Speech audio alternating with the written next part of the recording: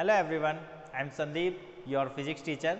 और आज हम फिजिक्स में पढ़ने वाले हैं फिफ्थ चैप्टर में लॉज ऑफ मोशन में next topic law of conservation of momentum. So momentum क्या है? The total amount of motion is that mean product of the mass and the velocity of an object, right. And the law of conservation of momentum क्या होगा कि conservation that is means कि momentum क्या है, conserve है, it can not be change until and unless we cannot apply an external force on it।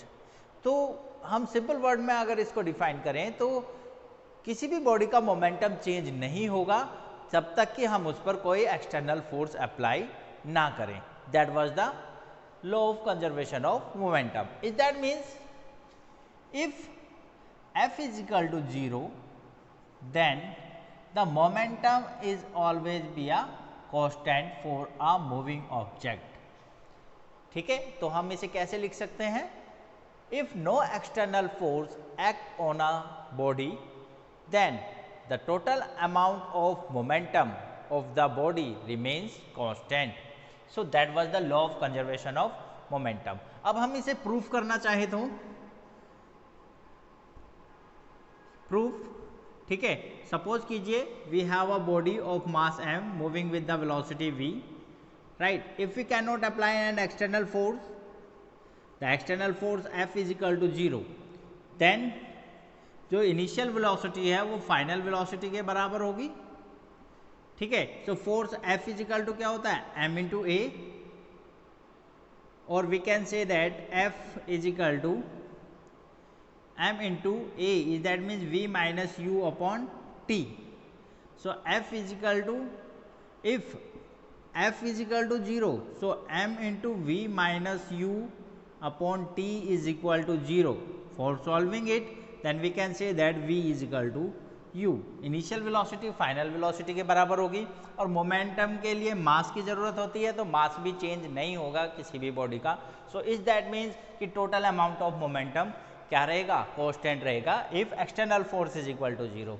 इसको हम दूसरे तरीके से भी सॉल्व कर सकते हैं। We know that the F is equal to होता है dp upon dt, change in momentum, ठीक है। So if F is equal to 0, अगर फोर्स की वैल्यू 0 है तो हम कह सकते हैं कि rate of change of momentum is that mean dp upon dt is also with 0, and differentiation of p यानी कि मोमेंटम का डिफ्रेंसिएशन टाइम के रिस्पेक्ट में 0 है। इसका मतलब मोमेंटम पर टाइम का कोई इफेक्ट नहीं है, सो p इज इक्वल टू क्या होगा, कांस्टेंट होगा। सो that was the proof of law of conservation of momentum. इसकी काफ़ी सारी एप्लीकेशंस हैं, आप लास्ट क्लासेस में भी पढ़े होंगे कि क्या एप्लीकेशन है law of conservation of momentum की। सो उसमें सबसे पहले आता है द रिकॉइल ऑफ गन। अगर हम गन से किसी बुलेट को फायर करते हैं तो गन पीछे की तरफ एक फोर्स अप्लाई करती है जिसे रिकॉइल कहते हैं, ठीक है। तो वो किसकी वजह से है, that is because of the law of conservation of momentum. हम किसी सिस्टम की बात करें, system that is means number of particles moving in the same direction, और नंबर ऑफ पार्टिकल्स या नंबर ऑफ बॉडीज़ के मोशन की बात करें तो उनके लिए भी अगर किसी सिस्टम पर एक्सटर्नल फोर्स 0 है तो उनका मोमेंटम क्या होगा, कांस्टेंट रहेगा। यही है law of conservation of momentum. इसके साथ साथ हम फोर्स की बात कर रहे हैं तो इक्विलिब्रियम फोर्स में अगर हम फाइंड करें, हम एक्सटर्नल फोर्स 0 की बात कर रहे हैं, तो इसमें हम नेक्स्ट टॉपिक लेते हैं आपका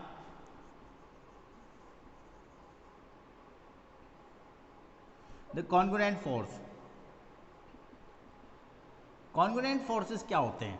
देखिए, अगर सपोज कीजिए कोई पार्टिकल है ए या कोई बॉडी है और उस पर 3 फोर्स एक्ट हो रहे हैं, फॉर एग्जांपल F1 इस डायरेक्शन में, F2 इस डायरेक्शन में और F3 डाउनवर्ड डायरेक्शन में, ठीक है। और इस पार्टिकल में कोई भी मोशन नहीं हो रहा है। दैट मीन्स कि इन तीनों फोर्सेस का जो इफेक्ट है, या हम कहें इन तीनों फोर्सेस का जो मैग्नीट्यूड है या रिजल्टेंट जो है वो क्या होगा, 0 है। पार्टिकल किस में है, एट रेस्ट। पार्टिकल किस में है, रेस्ट पर है। इज दैट मीन्स कि ये कंडीशन क्या कहलाएगी इस पार्टिकल की, ये कंडीशन इसकी इक्विलिब्रियम कंडीशन कहलाएगी। और इक्विलिब्रियम तभी अप्लाई होगा जब नंबर ऑफ फोर्स एक्ट हो रहे हो। ठीक है। और ये जो फोर्स एक्ट हो रहे हैं इन पर, और फिर भी पार्टिकल किस में है, रेस्ट में है, तो ये फोर्सेस F1, F2 और F3 क्या कहलाएंगे, कॉन्ग्रुएंट फोर्स कहलाएंगे, और ये कंडीशन इक्विलिब्रियम कंडीशन कहलाएगी। Clear class. अब इसके लिए एक लामीज थ्योरम आती है, आप इसको कंपटीशन के लिए याद रख सकते हैं। अगर ये तीनों फोर्सेस का रिजल्टेंट 0 है और F1 के अगेंस्ट जो एंगल है दैट इज अल्फा, F2 के अपोजिट जो एंगल है दैट इज बीटा, और F3 के opposite the angle is gamma, then according to the Lami's theorem the magnitude of F1 is equal to sine alpha and that is equal to the F2 into sine beta, और that is also equal to the F3 upon sine gamma. So that was the Lami's theorem, जिसमें से हम F1, F2 या फिर किन्हीं भी दो forces equilibrium condition के लिए ही अप्लाई होगी, किन्हीं भी दो फोर्सेस या उनके बीच के एंगल का रिलेट कर सकते हैं, ठीक है, या उसमें से किसी फोर्स की वैल्यू या किसी एंगल की वैल्यू फाइंड कर सकते हैं। Right class. सो अब अगर हम मोशन की बात कर रहे हैं, फोर्सेस की बात कर रहे हैं, तो ये तो इक्विलिब्रियम कंडीशन है। अगर इक्विलिब्रियम कंडीशन ना हो, इज दैट मीन्स टोटल एक ही ऑब्जेक्ट पर बहुत सारे फोर्स लग रहे हैं लेकिन ऑब्जेक्ट मूव कर रहा है, इज दैट मीन्स कि जो रिजल्टेंट है फोर्सेस का it is not equal to 0, तो क्या होगा, तो यहाँ पर हम कनेक्टेड मोशन की बात करते हैं। सो चलिए लेट्स सी। सो पहले हम बात करते हैं wait of an object on a lift. अगर कोई ऑब्जेक्ट लिफ्ट में मूव कर रहा है तो उसके वेट क्या होगा, ठीक है। So weight of an object on a lift, तो वेट क्या होता है, सबसे पहले वेट होता है किसी बॉडी पर ग्रेविटेशनल फोर्स कितना अप्लाई हो रहा है, और वो ग्रेविटेशनल फोर्स ही उसको रिएक्शन फोर्स देता है अपवर्ड डायरेक्शन में, ये याद रखिएगा। सो फर्स्ट कंडीशन हम लेते हैं, when the lift move in upward direction, तो जब कोई लिफ्ट ऊपर की तरफ जाता ही है तो हमें थोड़ा सा भारी सा महसूस होता है। इज दैट मीन्स कि जो अगर हम लिफ्ट में है तो इसमें सपोज कीजिए अगर कोई ऑब्जेक्ट लिफ्ट में है और वो ए एक्सेलरेशन से ऊपर की तरफ जा रही है, तो इस कंडीशन में जो इस ऑब्जेक्ट का वेट होगा mg नीचे की तरफ एक्ट करेगा, इसका नॉर्मल रिएक्शन r ऊपर की तरफ एक्ट करेगा, और जो अगर ऑब्जेक्ट का मास m है तो ऊपर की तरफ जो फोर्स लगेगा that is m into a. किस फोर्स से ये ऊपर जा रहा है, that is equal to the m into ए।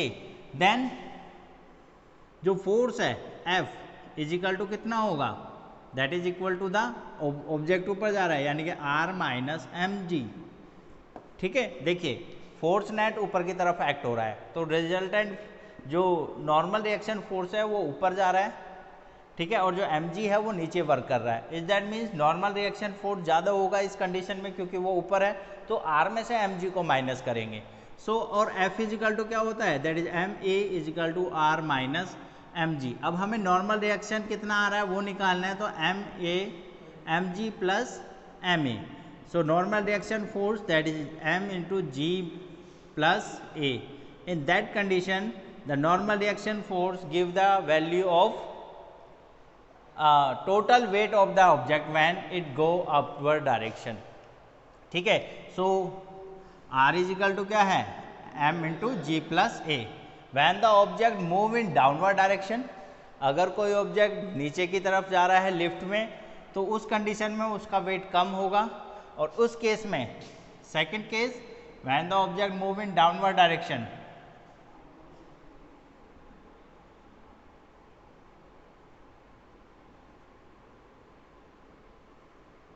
सो इस कंडीशन में क्या होगा, दैट वाज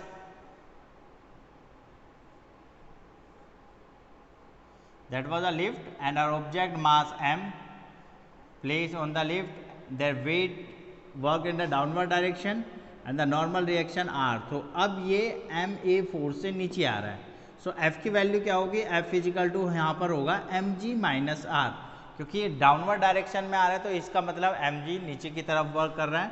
सो f यानी कि ma is equal to mg minus r, और we can say that r is equal to mg minus ma। So r is equal to m into g minus a. तो इस condition में ये होगा, ठीक है। और अगर एक्सेलरेशन 0 है, देखिए अगर जो वेट होगा इस तरह से, r किसके बराबर होगा, वेट के बराबर। और अगर एक्सेलरेशन 0 है लिफ्ट का, मतलब एक कांस्टेंट वेलोसिटी से ऊपर या नीचे आ रही है, तो ऑब्जेक्ट के वेट पर कोई इफेक्ट नहीं पड़ेगा, ये याद रखिएगा, ठीक है। और अगर फ्री फॉल की बात करें, third point is free fall. Free fall मतलब ऑब्जेक्ट फ्रीली अब नीचे मूव कर रहा है, जैसे लिफ्ट खराब हो गई और लिफ्ट टूट के नीचे गिर रही है, तो उस कंडीशन में जो एक्सेलरेशन होगा लिफ्ट का वो g के बराबर होगा। सो वेट कितना हो जाएगा, weight w is equal to that is m into g minus a. So w is equal to m into g minus g is that weight is equal to 0। तो यहाँ इस कंडीशन में ऑब्जेक्ट का wait 0 होता है। तो याद रखिएगा फ्री फॉल में ऑब्जेक्ट का वेट यहाँ पर 0 होता है, राइट क्लास। सो नेक्स्ट, सो कनेक्टेड मोशन में अब दूसरा एग्जांपल लेते हैं। सपोज कीजिए टू मासेस हैं m1 and m2 where m2 is greater than m1, और वो एक पुली, सर्कुलर पुली से कनेक्टेड है, जिससे वो अगर हम उन्हें फ्रीली रिलीज कर दें तो ये क्या करेंगे, एक रिलेटेड मोशन करेंगे, ठीक है। और जो पुली है यानी कि जो मास है m1 ऊपर जाएगा और m2 नीचे आएगा, क्योंकि m2 is greater than m1 due to the gravitational force. String में एक टेंशन फोर्स क्रिएट होगा, टेंशन जो कि इस वेट को न्यूट्रलाइज करने की कोशिश करेगा।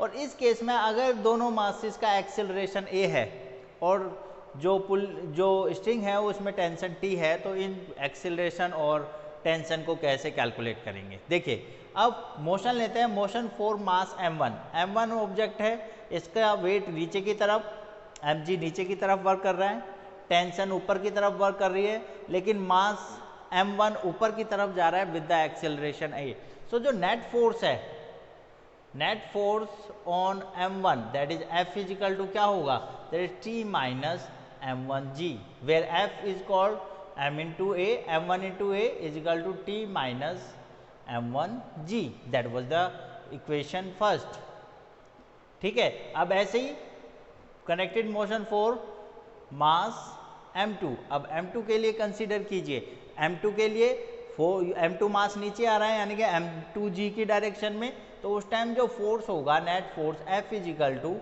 m2g माइनस t,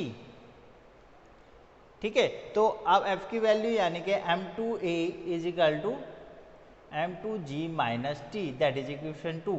अब by solving the equation first and 2, इन दोनों इक्वेशन को सॉल्व कीजिए और हम यहाँ से t और एक्सेलरेशन की वैल्यू फाइंड कर सकते हैं। जैसे सबसे पहले divide the equation 1 upon equation 2, दोनों को डिवाइड कीजिए तो क्या हो जाएगा, m1a upon m2a is equal to t minus m1g upon m2g minus t।